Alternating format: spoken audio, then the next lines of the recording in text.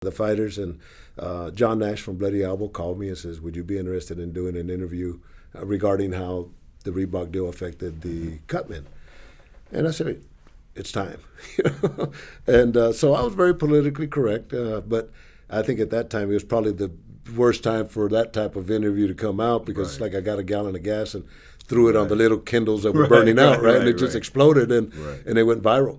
And in that first week, I did like 57 interviews.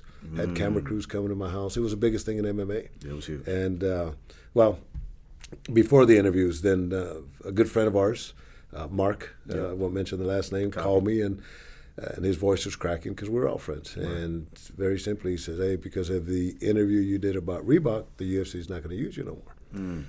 So I said, all right, I respect you. I'm not going to, jump on you, but do me a favor, Mark, because you tell Dana I said he ain't got no balls, that he should have called me personally. That's right. Right? So I was getting a lot of messages, and the first text that I read, it was this young guy responded, and I said, look, I want you to be the first one to know. The UFC let me go for speaking out about the Reebok deal, and I guess I got to find another job. And that went viral, right? So I'm getting calls from UFC people. I'm getting calls from everybody all over the world, job offers.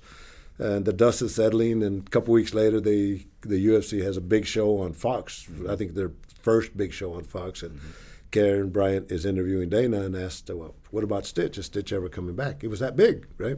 Oh, no, Stitch will never be back, and this and that. And then he really blows it at the end and say, well, Stitch and I were never friends. And that blew up in his face.